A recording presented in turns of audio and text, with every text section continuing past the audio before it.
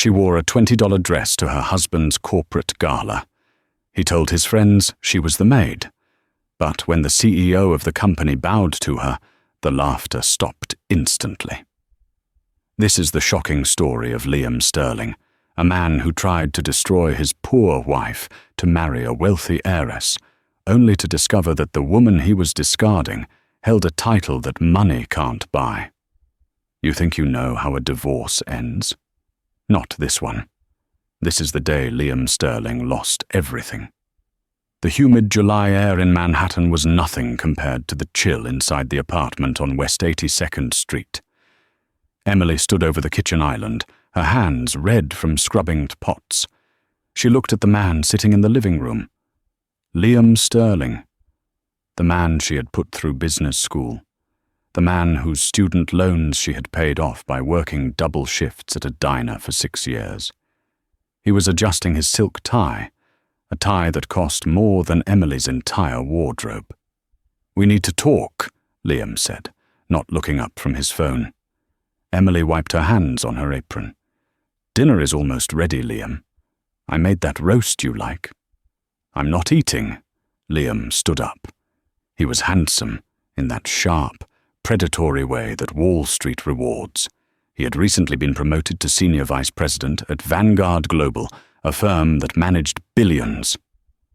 "I'm leaving, Emily." Emily froze. "Leaving? Like, for a business trip?" "No." Liam sighed, as if explaining quantum physics to a toddler. He reached into his briefcase and slapped a thick manila envelope onto the granite counter. The sound echoed like a gunshot. "For good.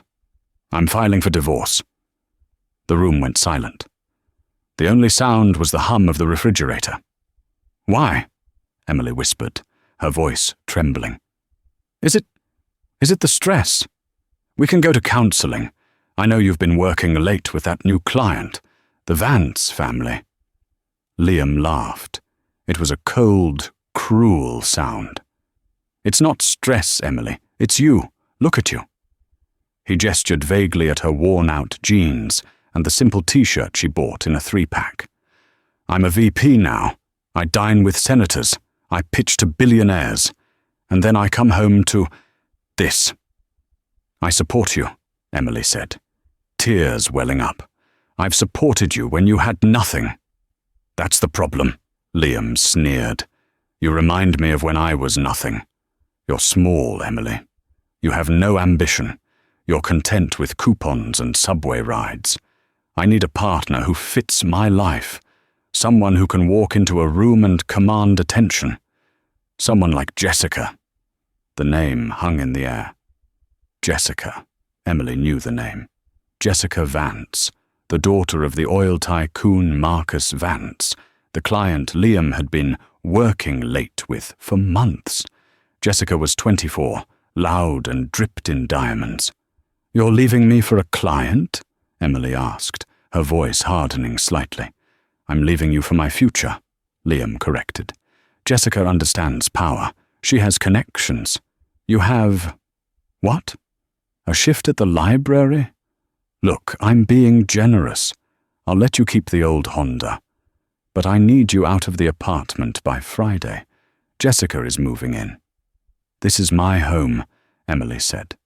"It's in my name," Liam shot back. "Check the papers. I bought it last year, after the promotion. You just signed as a witness, remember? You really should read things before you sign them, Emily. You're too naive for this world." He checked his Rolex. "I'm meeting Jessica at Le Bernardin. Don't wait up. Have your things packed. And don't make a scene, Emily. You can't afford a lawyer who can beat mine." He walked out the door without looking back. Emily stood alone in the silence. She looked at the divorce papers. Then she looked at a small, silver locket she wore around her neck, the only piece of jewelry she ever wore. She opened the locket. Inside was a tiny, faded crest, a lion and a shield. "Naive," she whispered to the empty room. She picked up her phone. She didn't call a lawyer. She dialed an international number. "Hello?" A crisp, accented voice answered on the second ring. Royal Household, Chief of Staff speaking. Arthur? Emily said, her voice shifting from the broken housewife to something far colder. It's me. Prepare the jet, and tell grandfather I'm finally accepting the invitation to the Vanguard Gala. Friday came with a vengeance. Emily hadn't fought him. She had packed her meager belongings into 3 cardboard boxes. When Liam returned to the apartment that afternoon, he wasn't alone. Jessica Vance was with him. Jessica was stunning in a terrifying way. She wore a red dress that screamed money and heels that clicked aggressively on the hardwood floors. She looked at Emily like one might look at a stain on a rug. "Oh, you're still here," Jessica said, wrinkling her nose. "Liam, babe, I thought you said the help would be gone by noon." Liam chuckled, wrapping an arm around Jessica's waist. "She's just slow, Jess. You know how she is." Emily taped up the last box. She stood up and faced them. "I'm leaving, Liam, but I want you to remember something." "Save the speech," Liam rolled his eyes. "Go find a small apartment in Queens. Live your small life." Jessica walked over to the kitchen counter, picking up a ceramic mug Emily had hand-painted years ago. "Ugh, this is tacky." She dropped it. It shattered on the floor. "Oops. Well, we're renovating anyway. I need everything marble." Emily looked at the shards of pottery. She didn't scream. She didn't cry. She just looked at Liam. "You think you know who I am," Emily said softly, "but you never asked. In 7 years, you never asked about my family in Europe. You just assumed I was poor because I didn't spend money." "Because you have no money," Liam shouted, losing his patience. "Your parents are farmers. You told me that." "I told you they worked the land," Emily corrected. "I never said they were farmers." "Get out," Liam pointed to the door. "And don't come near the Vanguard Gala next week. It's a black tie event for the elite. Security has your picture. If you try to crash it to beg for alimony, they'll throw you in the street." Emily picked up her box. "Enjoy the apartment, Liam. I hope it's worth it."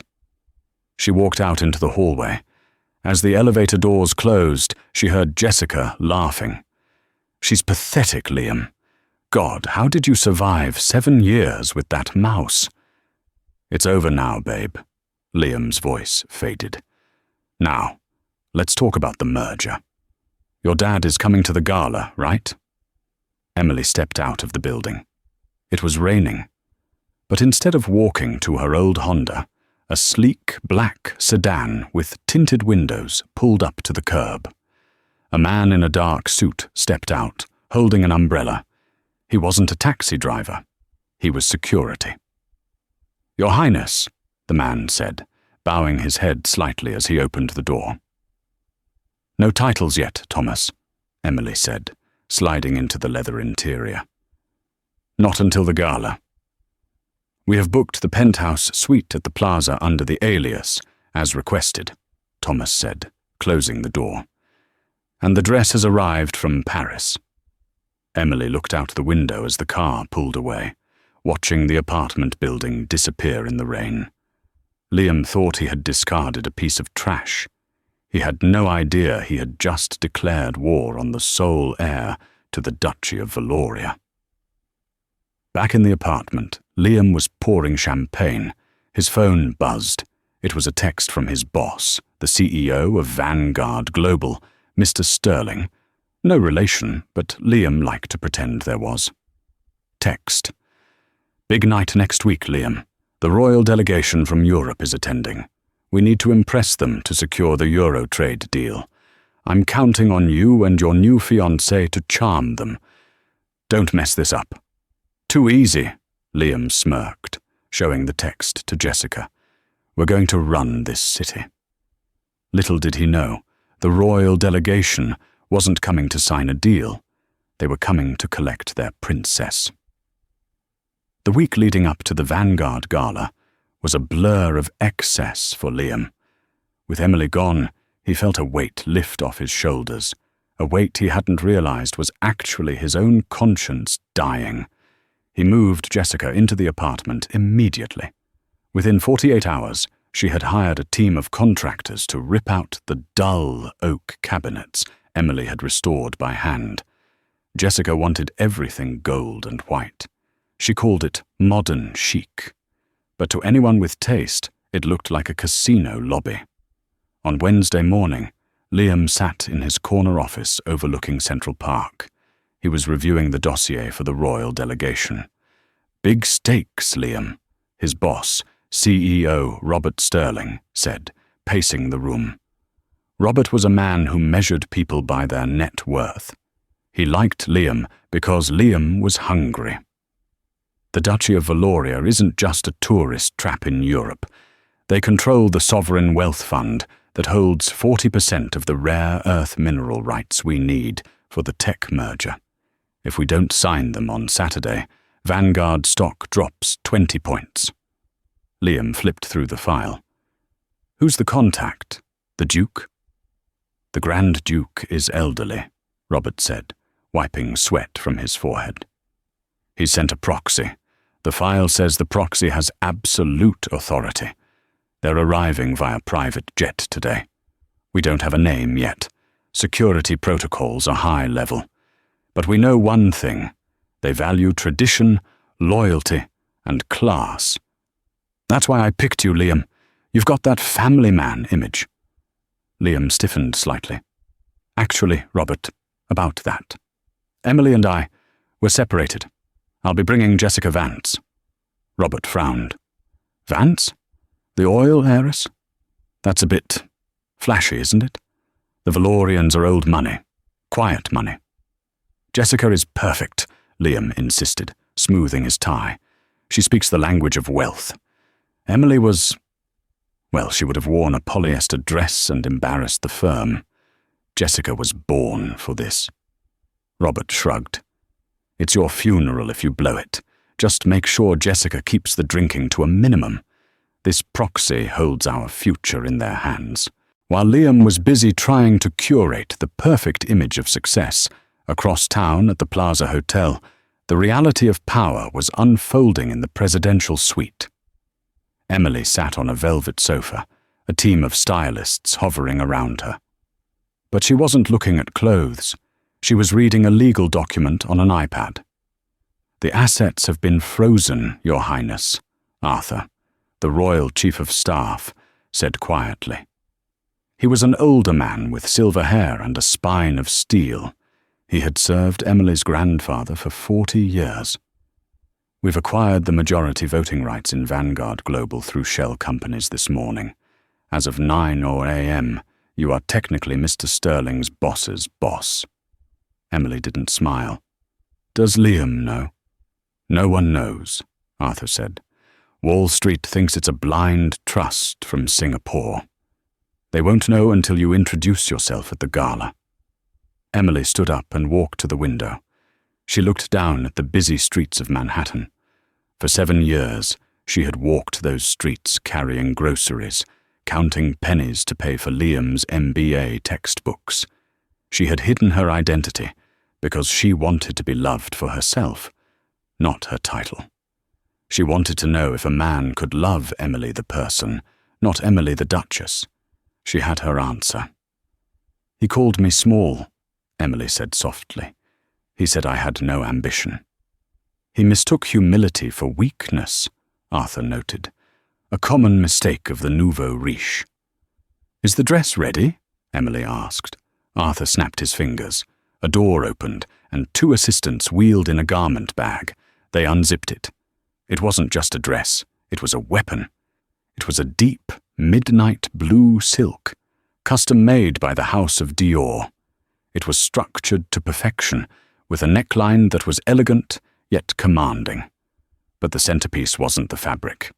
Arthur opened a heavy velvet box on the table. Inside lay the Valorian star, a diamond and sapphire necklace that hadn't been seen in public since Emily's grandmother wore it to her coronation in 1968. It was worth more than the entire building Liam lived in. "Grandfather sent it," Arthur said.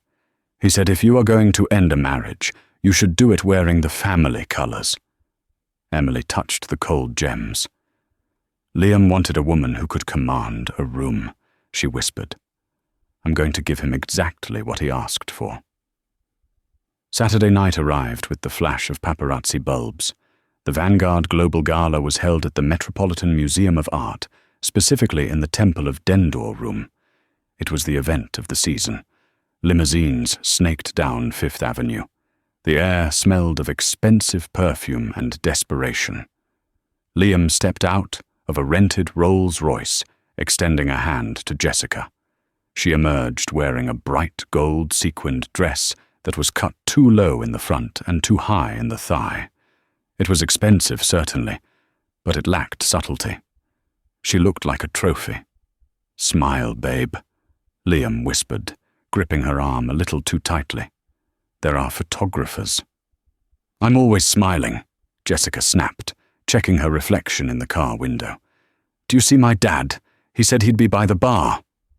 They walked up the grand stairs. Liam felt a surge of adrenaline. This was it.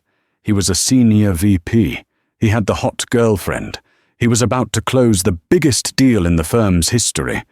He scanned the crowd, looking for the royal proxy. Inside, the room was a sea of tuxedos and gowns. Robert Sterling, the CEO, rushed over to them. He looked pale. Liam, you're late, Robert hissed.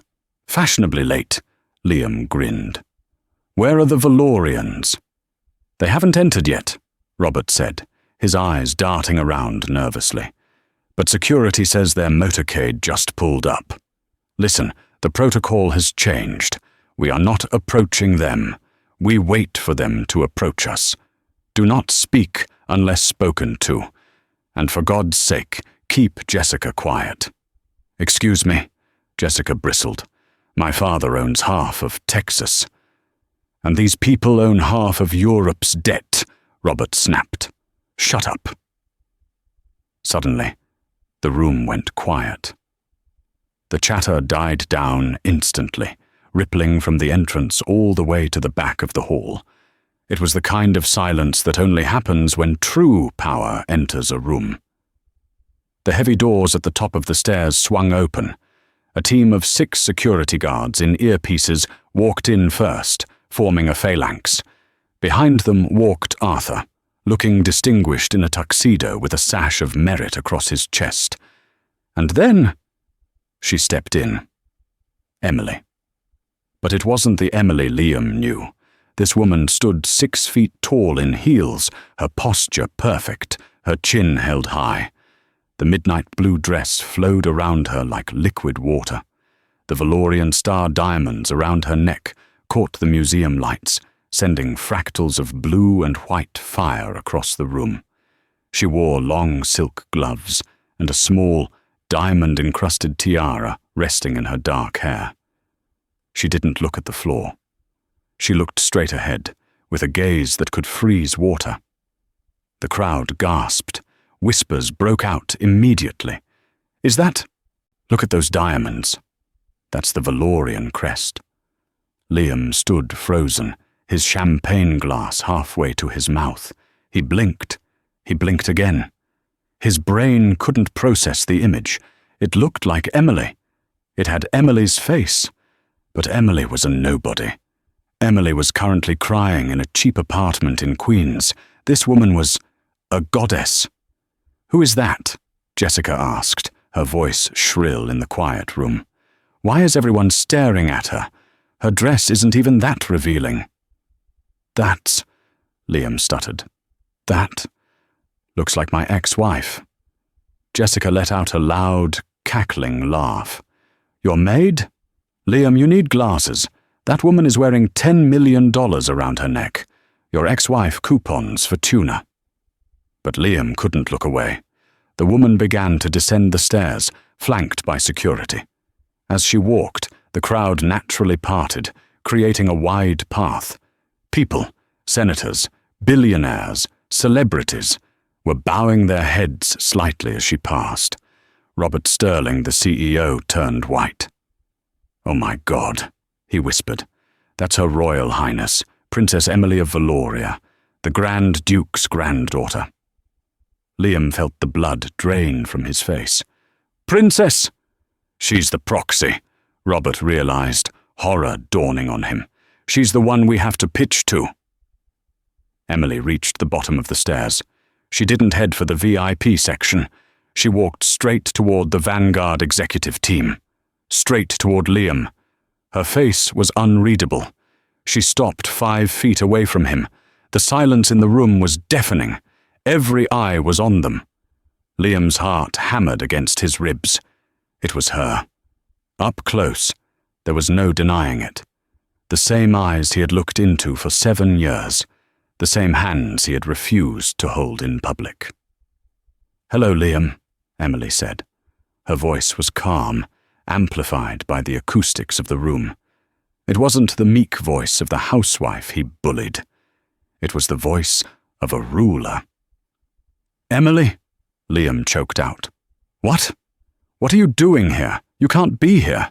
Security." He looked around for a guard, panic setting in. "This woman is crashing the party. She's my ex-wife. Get her out." Jessica stepped forward, emboldened by Liam's panic. "Yeah, get out.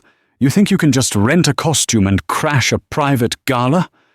Who did you sleep with to get that necklace?" The gasp from the crowd was audible.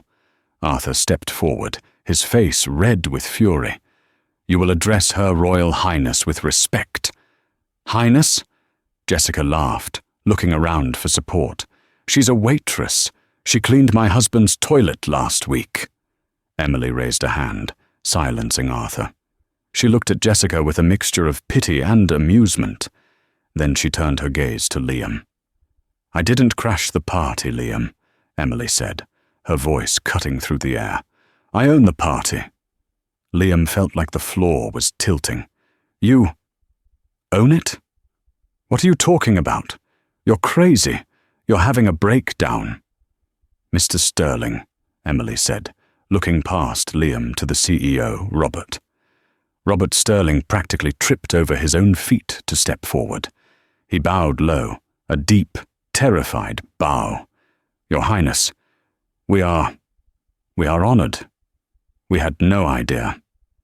"Obviously," Emily said coldly. "If you had done your due diligence, you would know that the Valorian Sovereign Fund acquired a controlling interest in Vanguard Global this morning." She gestured to the room. "I am not just the client, Liam. As of today, I am the chairwoman of the board." Liam's knees actually buckled. He grabbed Jessica's shoulder to steady himself. No, that's impossible. You're poor. I paid your student loans. You worked at a diner." "I worked at a diner because I refused to touch my trust fund until I found a partner who loved me for me," Emily said, her voice echoing in the silent hall. "I paid my own way to see if you were a man of character. I wanted to build a life with you from the ground up." She took a slow step closer to him. The smell of her perfume, white rose and sandalwood, hit him. It was the same scent she always wore, but now it smelled like vengeance.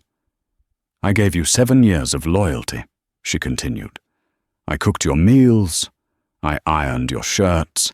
I supported you when you were a junior analyst making nothing. And the moment you got a taste of success, you threw me away like garbage because you thought I didn't fit your new life." She looked him up and down, her eyes landing on his expensive tie. "You wanted a woman with connections? A woman who commands a room? A woman with a title?" She spread her arms slightly. "Well, here I am." The crowd began to murmur. Phones were out. Everyone was recording. This was going to be viral in minutes. "Emily, wait," Liam stammered. His brain was spinning, trying to find an angle, a lie, a way out. He put on his best sales smile, the one he used to charm clients. It looked grotesque now. "Baby, listen. This is a misunderstanding. I was stressed. The divorce. I didn't mean it. I was just testing you, to see if you'd fight for us." Jessica's jaw dropped. "Liam, what the hell?" Liam ignored her. He took a step toward Emily, reaching for her hand. "I love you, Elle.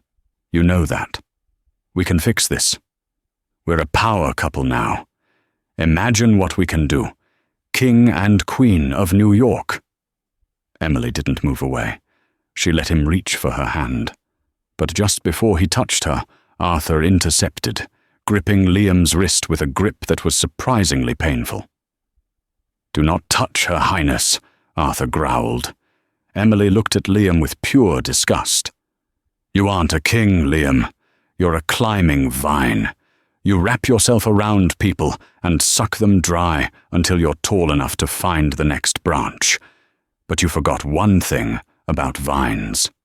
"What?" Liam whispered, sweating profusely. "They die when you cut the roots." Emily turned to Robert Sterling. "Mr. Sterling, as the new chairwoman, I have my first order of business." "Anything, Your Highness," Robert said, shaking. "This man," she pointed to Liam, represented himself as a man of integrity. Clearly that was a lie.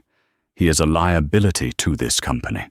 He lacks judgment, he lacks morals, and he lacks the class required to represent Vanguard.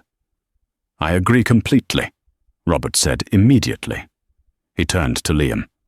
"Liam, you're fired. Effective immediately. Hand over your badge and phone." "You can't do that," Liam screamed. "I'm the VP. I brought in the Vance account." "Actually," Jessica interrupted. She stepped away from Liam, looking at the sinking ship. "My daddy doesn't do business with unemployed losers. Consider the account pulled." Liam looked at Jessica, betrayed. "Jess?" "Don't Jess me," she scoffed. "You lied to me too. You said she was a nobody. I'm not getting dragged into this mess." She turned to Emily. "Your Highness, I had no idea. He told me you were—" "I know what he told you," Emily said coolly. "But you were happy to mock a woman you thought was poor. You broke my pottery. You laughed at my life. You are just as small as he is, Jessica. You just have better shoes." Emily snapped her fingers. 2 large security guards stepped forward. "Escort Mr. Sterling out," Emily commanded, "and ensure he doesn't take the company car. He can take the subway. I hear it's good for building character." "Emily, please," Liam shouted as the guards grabbed his arms. He was being dragged backward, his heels skidding on the marble floor. "Emily, I'm sorry. I love you. We can work this out." Emily didn't look back. She turned to the stunned crowd of New York's elite. She raised her champagne glass. "I apologize for the disturbance," she said with a gracious smile. "Now please, enjoy the evening. The drinks are on me." The room erupted in applause. As Liam was thrown out the front doors of the museum into the rainy New York night, he looked up at the warm, golden glow of the windows. He realized then that he had held a winning lottery ticket in his pocket for 7 years, and he had thrown it in the trash for a shiny penny. He checked his pocket for his phone to call an Uber. It wasn't there. Robert had taken it. He stood in the rain in his $5,000 tuxedo and began to walk toward the subway. But the story wasn't over. Emily had won the battle, but Liam wasn't the type to stay down. And Jessica Vance wasn't used to being humiliated. As Emily celebrated inside, a different kind of plot was hatching in the darkness of a limousine parked just down the street. Liam walked 3 blocks in the pouring rain before his soaked tuxedo shoes gave him blisters. He was shivering, furious, and his mind was racing like a trapped rat. He had gone from the peak of Everest to the bottom of the Marianas Trench in less than an hour.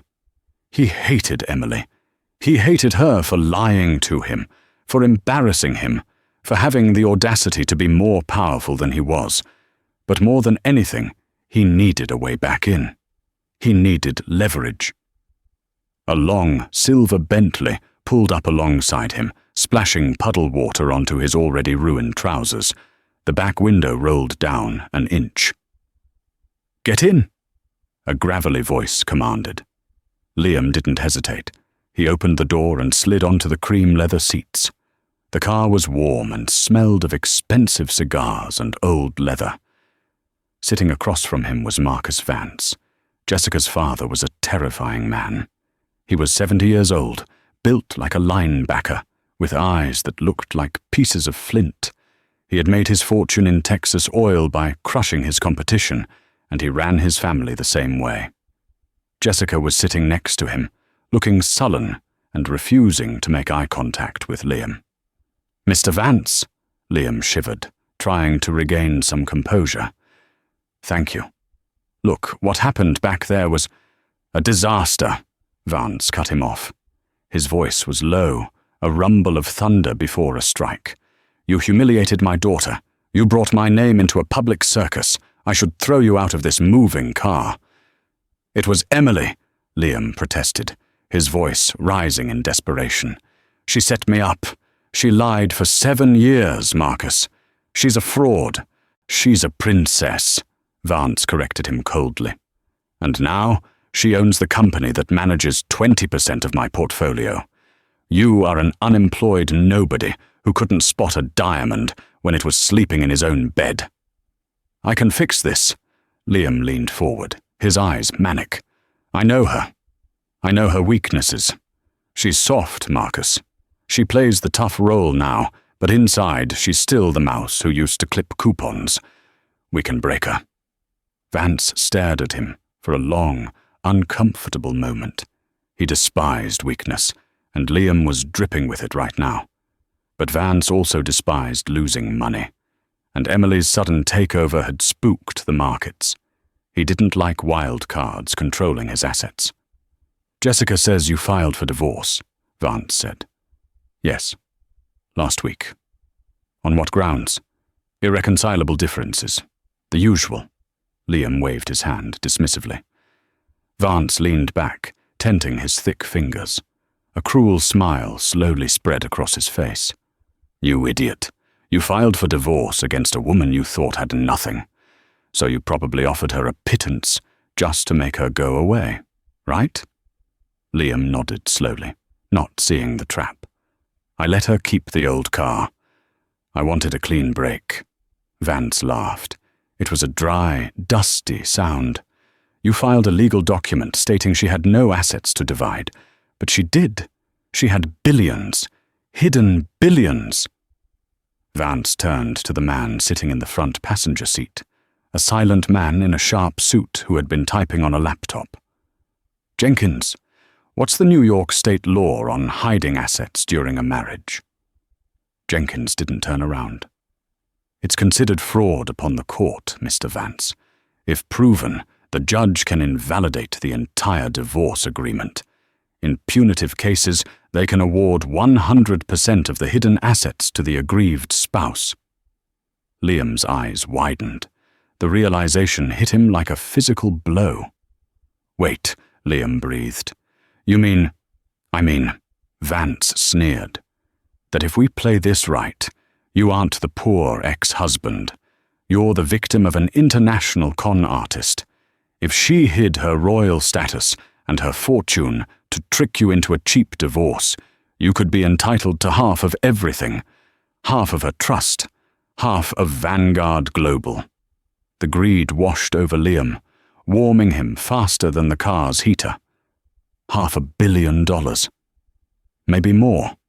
He wouldn't just be back on top, he'd be untouchable. "We need proof," Vance said sharply, snapping Liam out of his fantasy. "We need to prove she actively deceived you, not just that you were too stupid to ask. We need emails, texts, documents where she claimed poverty." "I have them," Liam said, his mind racing back through 7 years. The texts where she said we couldn't afford vacation, the emails about budgeting for groceries. I have all of it on my old laptop in the apartment. Vance looked at Jessica. "You still have the keys to his place?"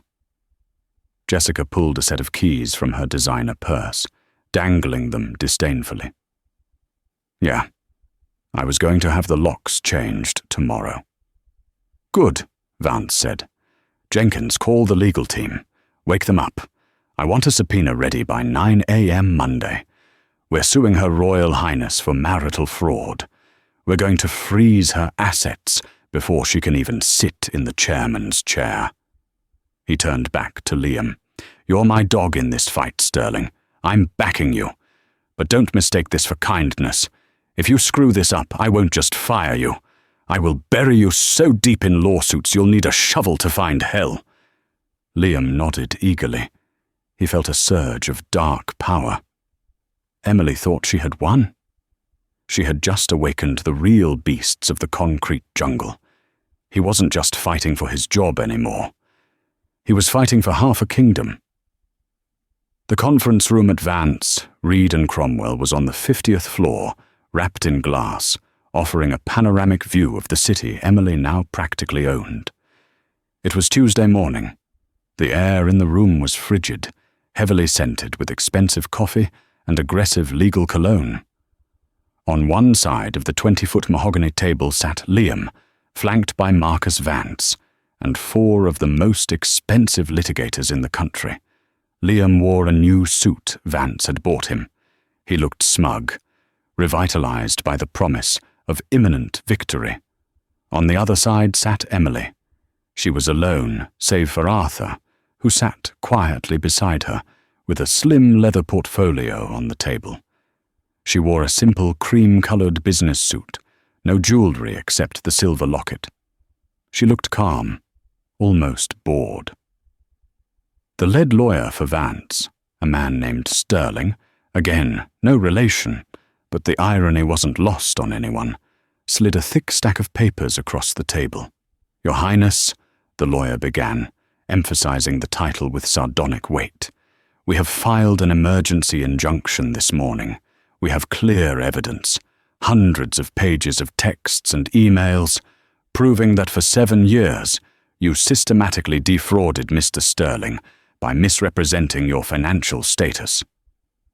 Liam leaned forward, unable to help himself. You played the poor little match girl, Emily. You made me pay for everything while you were sitting on a gold mine. The judge isn't going to like that. New York is an equitable distribution state. I want my half. Emily didn't look at the papers. She just looked at Liam. You want half of the Duchy of Valoria? It's a sovereign nation, Liam. You can't split a country in divorce court. We are targeting your personal holdings, Vance growled. The trust funds, the Vanguard shares. We know they are held in your name. And we are prepared to offer a settlement, the lawyer interjected smoother. Mr. Sterling will drop the fraud charges and agree to a quiet divorce in exchange for a lump sum payment of $50 million and the reinstatement of his position at Vanguard. Emily laughed. It was a genuine laugh, bright and amused. 50 million? And his job back? Liam, you really are a dreamer. It's better than losing half of everything in court, Liam snapped. You defrauded me. Emily turned to Arthur and nodded slightly. Arthur opened the slim leather portfolio. He removed a single, aged piece of paper. It looked deceptively simple compared to the mountains of documents on Vance's side. Do you know what the most important lesson of finance is, Liam? Emily asked quietly. Don't spend what you don't have, Liam sneered. No, Emily said. Read the fine print. Arthur slid the single paper across the table to Liam. Liam looked down at it. It was a document from 5 years ago. He recognized his own sloppy signature at the bottom. What is this? Liam frowned. This is the paperwork from when you consolidated my student loans. You said you found a better interest rate through some European bank. I did, Emily said.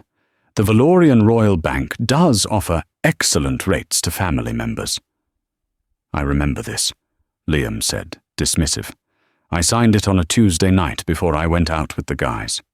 So what? Did you read it? Emily asked. Nobody reads loan documents, Emily. It's boilerplate. Arthur, Emily said, please read Article 4, subsection B, which Mr. Sterling initialed right there. Arthur adjusted his glasses and read in a clear, monotone voice.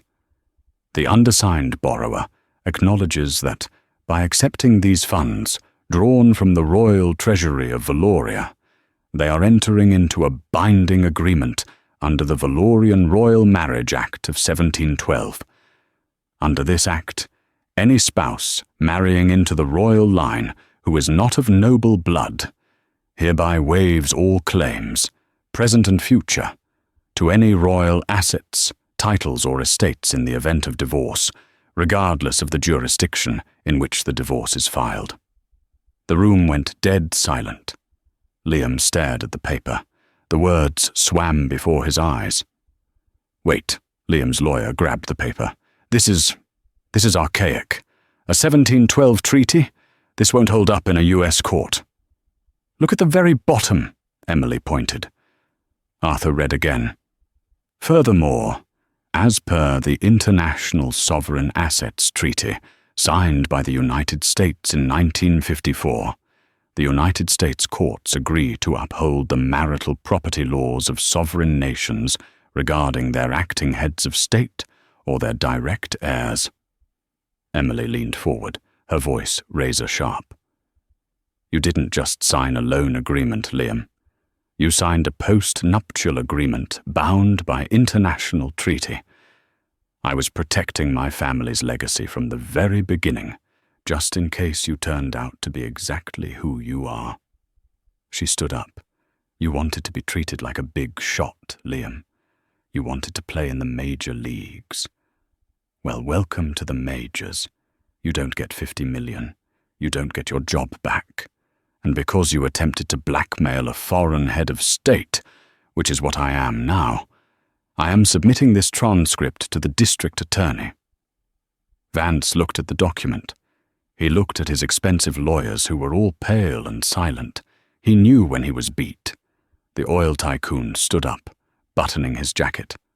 Marcus? Liam looked up at him, terrified. Marcus, do something. Say something. Marcus Vance looked down at Liam with pure contempt. You signed it without reading it, Vance spat. You amateur! Vance walked out of the room, his lawyers trailing behind him like whipped dogs. Jessica didn't even look back. Liam was left alone at the giant mahogany table. Just him and the piece of paper that proved he had thrown away a kingdom because he couldn't be bothered to read the fine print. Emily walked to the door. She paused, looking back at the man she had once loved. You were right about one thing, Liam, she said softly. I was pretending for 7 years. I was pretending you were a good man. I'm glad I can finally stop pretending. She closed the door, leaving Liam Sterling exactly where he deserved to be, alone with nothing but his own empty ambition. The elevator ride down from the law offices of Vance, Reed and Cromwell took 45 seconds. For Liam, it felt like 45 years. When the doors opened to the lobby, he expected to just walk out into the anonymity of the city. He was wrong. The leak had been instantaneous. Emily hadn't just submitted the transcript to the district attorney. The story had somehow found its way to TMZ and the New York Post within the hour. As Liam stepped onto the sidewalk, a wall of flashbulbs blinded him. Mr. Sterling, is it true you tried to sue the Princess of Valoria? Liam, did you really not know she was royalty? How does it feel to lose $1 billion fortune because you didn't read the fine print? He pushed through the microphone booms, covering his face with his suit jacket, a disgraced man running from his own greed. By the time he reached his apartment, his face was trending on Twitter under the hashtag #ThePauperPrince. But the worst was yet to come. He fumbled with his keys at the door of the luxury penthouse, only to find the lock didn't turn. The door swung open from the inside. Jessica was there. But she wasn't crying. She wasn't pacing. She was directing 3 movers who were hauling his Italian leather sofa out the door. "Jess?" Liam asked, breathless. "What are you doing?" Jessica paused, holding a glass of wine. She looked him up and down with a cold, detached amusement. "Oh, you made it back. I was hoping to be gone before you arrived. It avoids the stickiness." "Gone?" Liam stepped over a box of his own clothes that had been carelessly dumped on the floor. "Babe, listen. It was a bad meeting, but I can fix this. I know a guy at hedge fund capital. I can get a new job. We can sue Vance for—" Jessica laughed. It was a harsh, barking sound. "Sue my father." "You really are delusional, Liam. My dad just called. He cut off your corporate credit card 5 minutes ago. And this apartment, it's leased under the company, which means you're trespassing." She walked over to him, not to hug him, but to pluck the silk handkerchief from his breast pocket. She used it to wipe a smudge of lipstick from her teeth, then dropped it on the floor. "I'm leaving you, Liam, obviously." "Because I lost the money," Liam accused, his voice trembling with rage. "You're that shallow?" "It's not just the money," Jessica said, her eyes narrowing. "It's the embarrassment. Do you know what my friends are sending me? Memes of you. You're a joke, Liam. You're the man who had a winning lottery ticket and used it to blow his nose. I can't be seen with a man the world thinks is an idiot." She snapped her fingers at the movers. "Leave his cheap suits. Take everything else." An hour later, Liam was sitting on the floor of an empty apartment, surrounded by nothing but silence and the echo of his own failure. The professional fallout was swift and brutal. The next morning, Liam tried to enter Vanguard Global to salvage his contacts list. Security didn't even let him past the turnstiles. 2 guards, men Liam had ignored every morning for 3 years, marched him to the curb. One of them handed him a cardboard box containing his personal effects, a stapler, a stress ball, and a cracked picture frame. "Mr. Sterling," the guard said, a hint of satisfaction in his voice. "We've been instructed to inform you that if you return to the premises, you will be arrested for harassment." Liam went to a coffee shop to use the Wi-Fi. He sent emails to 20 headhunters. By noon, he had 5 replies. They were identical. "Due to recent public allegations involving fraud and high-profile litigation, we cannot represent you at this time." He called his best friend from business school, a guy he had partied with in the Hamptons just last month. "Look, Liam," the friend whispered into the phone. "You're radioactive, man. Emily isn't just a princess. She's the chairwoman now. She controls the mineral rights for half the tech sector. If I hire you, she pulls her contracts. No one is going to touch you. You're done in this town." The line went dead. Within 3 weeks, the money ran out. His severance package had been blocked, pending an internal investigation into his expense accounts. He sold the Patek Philippe watch. It paid for 2 months of rent in a basement studio apartment in New Jersey, next to a loud train track. He sold his designer suits to a consignment shop for pennies on the dollar. He was no longer Liam Sterling, the rising star of Wall Street. He was just a guy in a stained t-shirt eating instant noodles, watching the woman he discarded conquer the world. And conquer it she did. Emily didn't just take over Vanguard Global, she revolutionized it. She held a press conference in the main atrium, wearing a suit that cost more than Liam's old car, yet looking more approachable than he ever had. "For too long," Emily told the assembled press, her voice steady and warm, "this firm has valued profit over people. We have ignored the stories of the families we serve. That ends today." She announced a new scholarship fund for underprivileged students, named after the diner where she had worked as a waitress. She fired the executives who had covered for Liam's bullying. She was fierce, fair, and beloved. 6 months later, On a freezing November evening, Emily left the Vanguard Tower. The city was grey and miserable, sleet falling sideways. As she moved toward her waiting limousine, her bodyguard, Thomas, held up a hand. "Ma'am, there's a man near the service entrance. He's been waiting for 3 hours. I told him to leave, but he says he knows you." Emily looked through the gloom. Huddled under a leaking awning, shivering violently, was a figure she barely recognized. Liam looked 10 years older. His face was gaunt, his eyes hollowed out by sleepless nights. He wore a cheap, thin windbreaker that was soaked through. He wasn't wearing Italian leather shoes anymore. He was wearing worn-out sneakers. Emily signaled Thomas to stand down. She walked over, stopping 5 feet away. The expensive heels she wore were pristine. His sneakers were soaked in a puddle.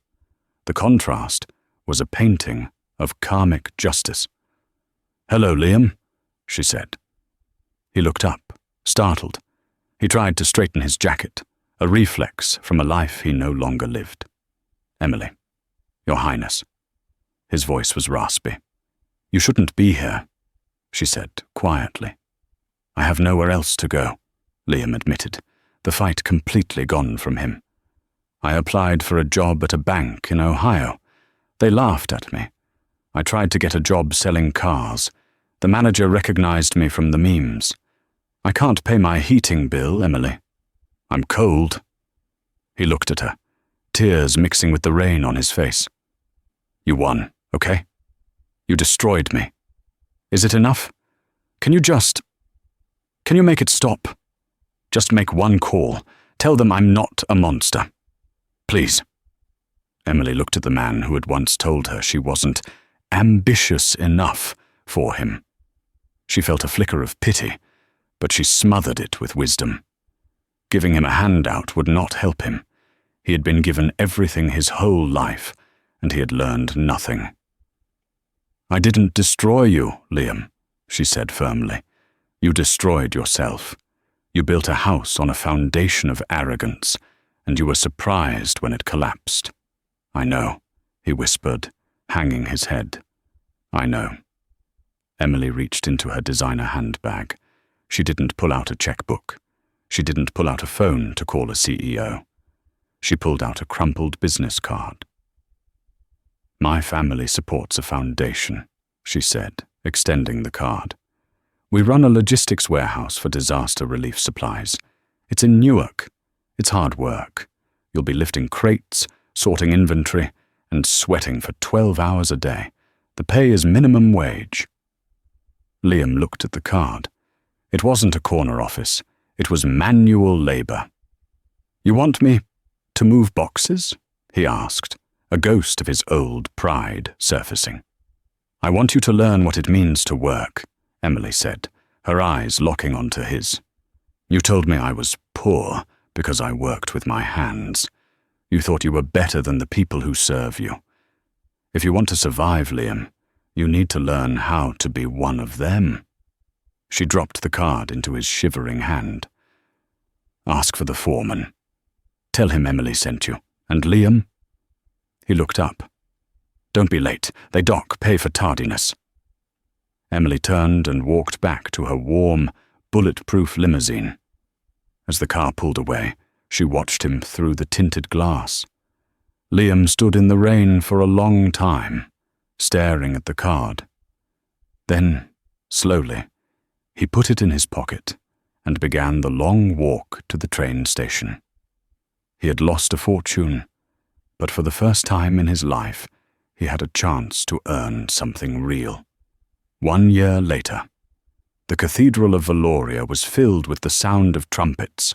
Light streamed through centuries-old stained glass, painting the stone floor in hues of violet and gold. Millions of people watched on screens around the world. The Grand Duke had passed peacefully in his sleep, and the succession was secure. Emily knelt before the altar. The heavy velvet robe weighed on her shoulders, but she carried it with ease. The Archbishop raised the crown of the lion, and placed it gently on her head. "I present to you The Archbishop's voice boomed. Her Royal Highness, Grand Duchess Emily of Valoria. The crowd erupted. Bells rang out across the valley. In a small, cramped break room in a warehouse in New Jersey, a small TV was playing the broadcast. Liam sat at a plastic table, wearing a neon yellow safety vest. He was eating a sandwich wrapped in foil. His hands were calloused, his fingernails dirty from moving crates all morning. "Hey, Sterling," his supervisor yelled from the doorway. "Break's over. We got a shipment of medical supplies to load." "Coming," Liam said. He looked at the screen one last time. He saw Emily standing on the balcony, waving to the cheering crowds. She looked radiant. She looked powerful. She looked happy. A co-worker sat down next to him, glancing at the TV. "Man, look at her. That is one lucky woman. Bet she never worked a day in her life." Liam paused. He crumbled up his foil wrapper. "Actually," Liam said quietly, standing up, "she worked harder than anyone I ever knew." "You know her?" The co-worker laughed. "No," Liam said, turning off the TV. "I used to know someone who looked like her, but I didn't really know her at all." He walked back out to the warehouse floor to earn his $12 an hour, leaving the Queen to her kingdom, and finally, at long last, accepting his place in the world. And that is the story of how Liam Sterling learned the hard way that you should never judge a book by its cover, especially when that book is a checkbook. Emily proved that true royalty isn't about what you wear or what you drive. It's about how you treat people when you think no one is watching. What do you think? Did Liam deserve the job offer at the end? Or should Emily have left him in the rain? And would you have signed that loan document without reading it? If you enjoyed this story of justice served cold, please hit the like button. It really helps the channel grow. Don't forget to subscribe and ring the notification bell so you never miss a new story.